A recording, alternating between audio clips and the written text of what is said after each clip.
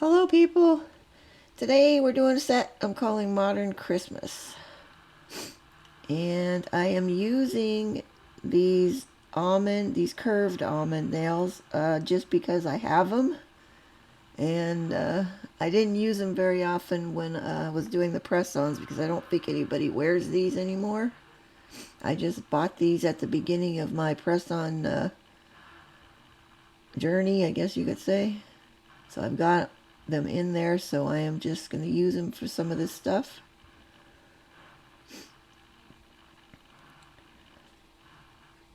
I've called this Modern Christmas, as I said, but as I've been looking at it more and more, it kind of reminds me more of a 50s style, or maybe early 60s, but more like the 50s, I think. And no, I wasn't quite around that at that point yet. Almost, but not quite.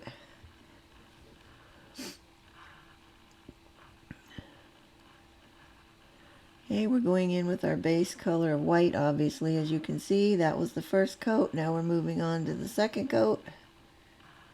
I know I could skip over this and just tell you guys I did 2 coats, but sometimes I use this time in here to talk about things or explain things that might take a little more time that I won't have later. So that's why I do it. Plus, I like to be thorough. Anybody that hasn't done nail art and is just starting out, I feel like it's important to show all the steps and give them all of the whole 9 yards. This is the last Christmas set for this year that I'm going to do. The next one I have upcoming is going to be more of a winter set. I haven't fully fleshed it out yet. I know what I'm doing on the accent nails, but I haven't fleshed out the rest of the design, which I really need to get to thinking on that, because I got to work on that later this afternoon or tomorrow, depending. Okay, we're going in with foil glue here. Now I'm only going to start off with the thumb, and I'm going to, while I have it in the lamp, I'm rocking it back and forth side to side so I can make sure it gets cured well along the edges. And this is the foil I'm using. I was leafing through my foil book looking at trying to come up with an idea for this other Christmas set that was going to be quick and easy and simple. So this is what I ended up with. This is kind of an interesting design. I haven't, it's not something I would regularly use, but once again, I'm trying to use up stuff that I have that I have not ever used before. So here we go with this Christmas. Now, being that these are curved, they have a big curve and like a hump in the middle kind of. It's a little bit more of an issue to get the foil on because they want to wrinkle along the side edge due to the fact of the curve. So now when it does wrinkle, you can straighten out those wrinkles. You just need to take a hard edge and carefully just go over them. Usually I start from the center and work out towards the edge. Often I'll just use the edge of my nail for this, or sometimes I'll grab whatever's close at hand, which in this case is going to be my nail scissors.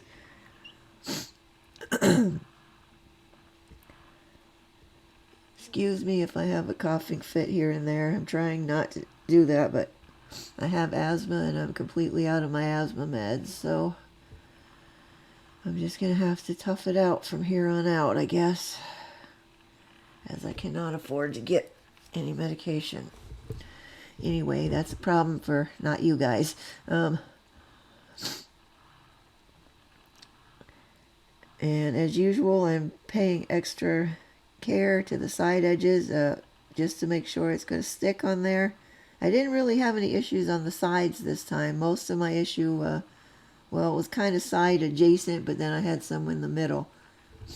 Very often on foils, I'm so busy making sure I get my side edges down good that sometimes I forget to rub the middle part.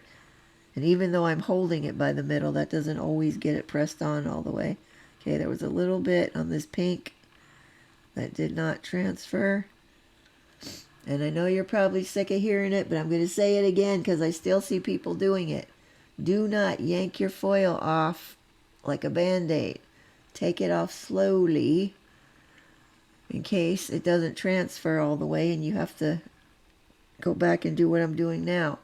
If you just lay it back down, if you're taking it off slowly, it doesn't transfer, you can just lay it back down and everything's already lined up where it needs to be and you can just go. If you ripped it off, then you've got to try to align your design to the foil piece again, and sometimes that doesn't go well. Okay, I have put foil glue on both of these now, and they've been sitting in the lamp cooling, so now we're just ready to go.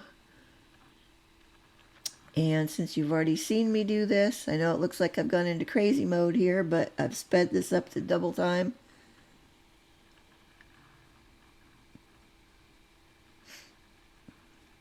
And we're just going to do the old rub and, well, I was going to say something, I won't say it. Oh, I'll get myself into trouble. We're just going to give it the old rub-a-dub there.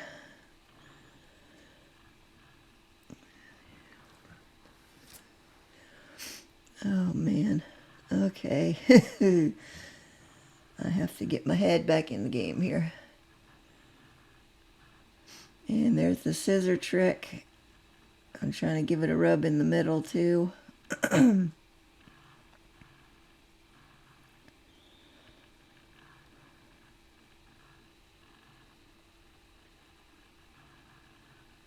Surprisingly, these foils transferred pretty well. I was kind of afraid I was going to have issues with them. Since it's a sparse design, if any of it doesn't transfer, usually it will show up a lot.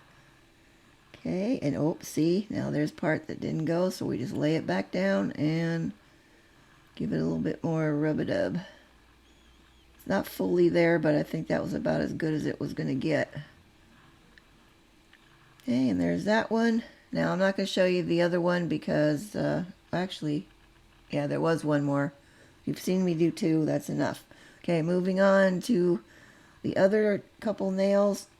Now, I didn't have a matching pink. All the pink polish that I have, I did not have anything even close to that pink that was on there. I've tried to match these other colors to the dots that are on the design, on the foil. The green could have been a more yellowy green, but this was the closest I had for that. And I'm trying to mix up a pink that's going to be closer to what's on the foil. I could not believe that I did not have any color that was even close to that pink. That was just shocking to me because I've got so many pinks. I mean, I have a whole swatch ring that's nothing but pink. Shades of pink. And it's almost full. I can almost not fit any more on there. And not one was the same color I needed, or even close. So now also I'm going to tell you, if you're going to mix polished colors like this, it's best to use the same brand. Now this one I'm mixing Beetles and Makartt, and it came out okay this time, but I have mixed different ones together before and it went all weird and just unusable. So some polished brands do not play well together. So you have to be careful mixing different brands like that, but I got lucky this time, it worked out. Now I started off with thinking I was going to do these with my detailer brush, and I was having issues getting the circles to be, I should say, the dots, or the large dots / circles. I was having problems getting them to be nice and round like I wanted. So I kept trying to get this one neatened up, and it just kept getting bigger and bigger and bigger. So like, all right, this is not going to fly. So I'm going to switch over to my largest dotting tool here in a second. Okay, here we go. Now this, we can just continually go outwards with it, and we're going to get a nice smooth roundy edge for the most part. You can still go back in and round out any place you need to. I should have just started with that in the first place. But anyways, I didn't say, but since you've already seen the finished picture, you know I'm doing the dots like is on the rest of the foil. And then we are going to be painting some snowflakes and a little starburst on them.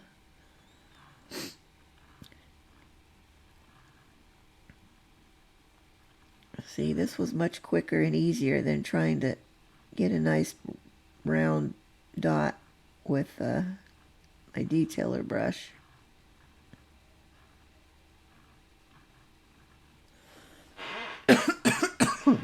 Sorry.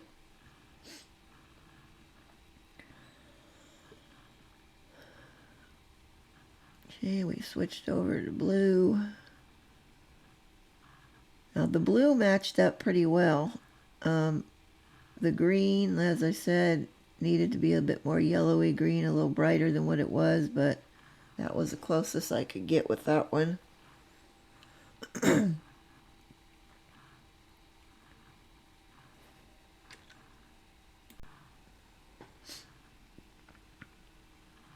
Oh, no, I had a hair in that.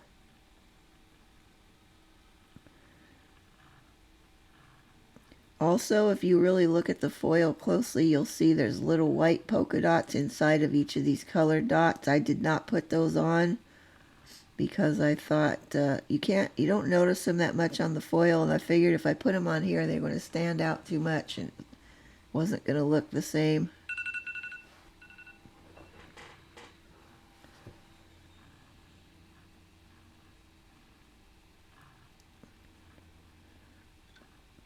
You do need to use kind of a lot of polish though for this, if to do it like this. And now I'm just neatening up where I slopped over just a little bit. You can't see them very much, but they were there and they were bothering me. Just cleaning those off. Now we've moved on to the green, I believe. See, the green doesn't show up as quite as well as I would have liked. That's why I didn't use very much of it.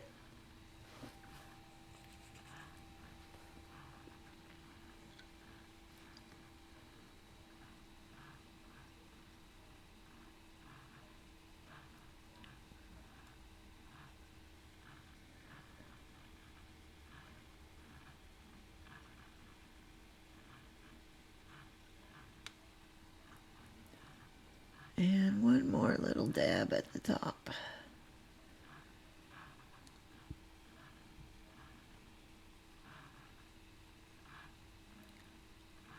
And then I decided to put a second one on the thumbnail too, since there wasn't that much green, just a little one.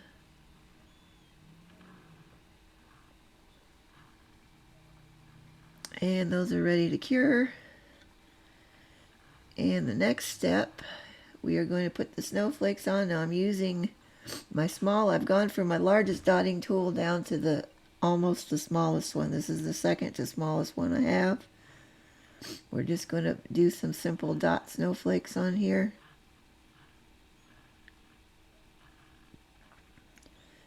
I have found that these are the easiest ones to do.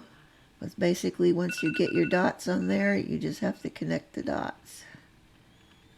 Now, to be fair, I was rushing. It doesn't look like it right here, but I was rushing through these because I needed to get them done, so they did not come out quite as neat as I could have made them. But you guys get the gist of what we're doing.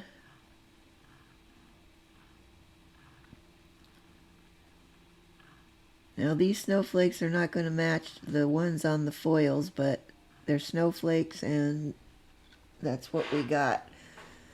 Originally I was going to do marble on these and then paint snowflakes on them, but then I realized as I was staring at the foil, why am I doing that? That has nothing to do with this design when I could just make the colored dots and have them be cohesive with the rest of it. So that's what we did.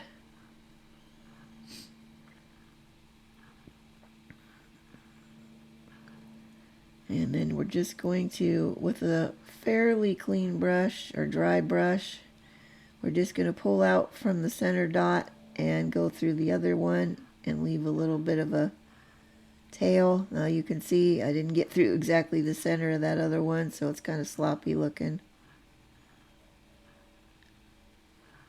You want to use like just the very tip of your brush and very light-handed.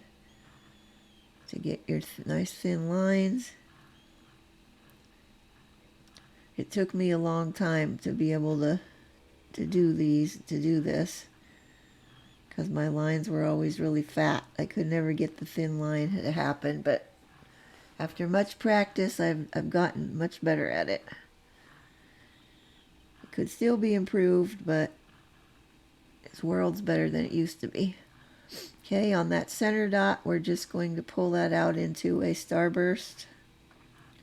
It didn't have those on the foil, but I decided to go with it because I didn't want to do a third snowflake, and I needed something else to fill up this middle area a little bit. I suppose I could have made just some random dots on there too, but I didn't think of that at the time.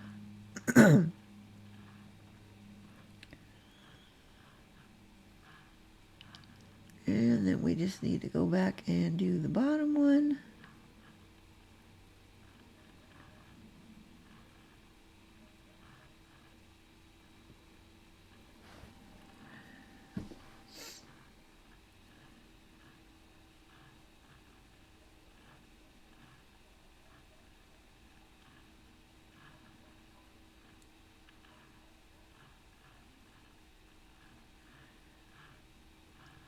And we'll just make our little lines now. I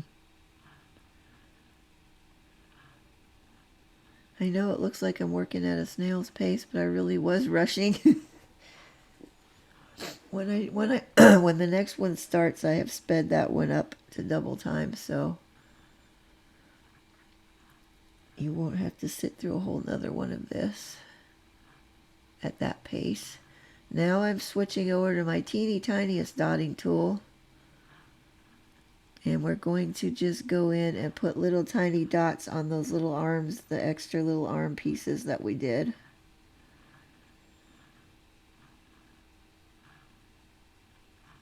Which you can't fully see because my fat glove finger is in the way.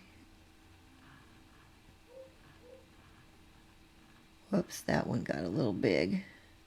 I was trying to keep them tiny, and now that one's big, so now I have to make the rest of those a little bigger.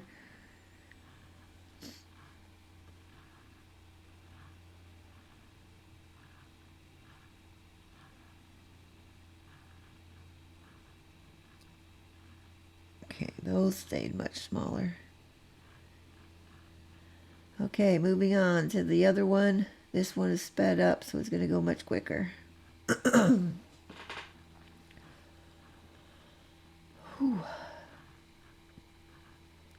You know, there's things you take for granted in life until you can't do them anymore, and then it hits you. Like breathing, for instance.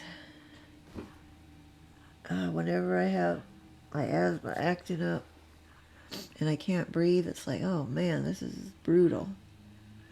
I'm sitting there wheezing all the time. I do have a rescue inhaler left, but there's not much left in it, so I'm trying to only use it when I absolutely have to. Because once that one's gone, I'm going to be completely screwed. Anyway, that's neither here nor there again. Getting sidetracked.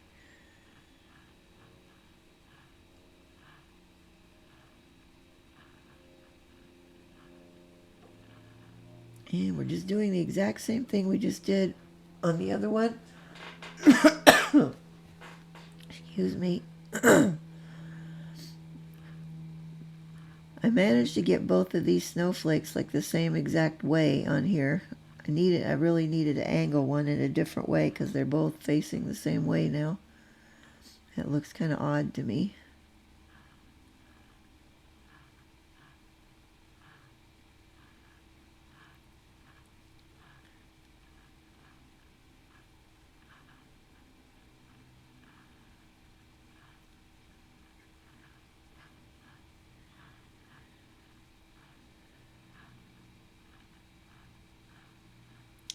Well, you didn't need to see that close up of my arm, but here we are. I missed that one on the edit. Alright, now I was just cleaning off my dotting tool so I could get smaller controlled dots on this one. This one came out neater than the first one. I think I took my time a little more because I wasn't totally happy with the way the first one came out.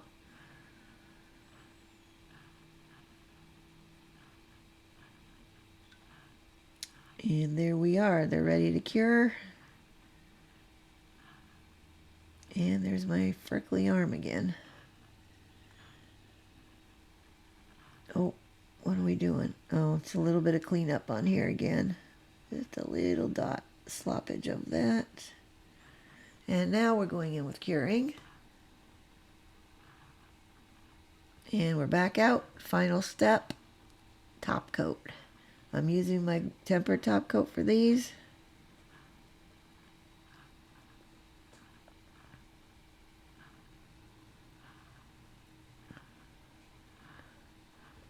This set could be for those that don't want your traditional Christmas stuff.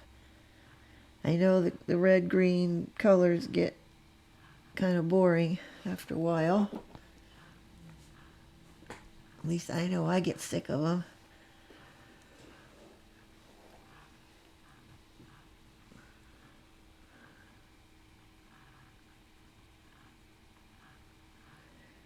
Okay, and they are going to go in for curing as soon as I give them the once over. And here we are with the finished ones. If you like them, please give me a like. I'd really appreciate it. It does help me out a lot. And if you want to see more, hit the subscribe button. I upload a new tutorial every Saturday. And that's all I got for you guys this time. Next time, a winter set. Okay, that's it for now. Bye-bye.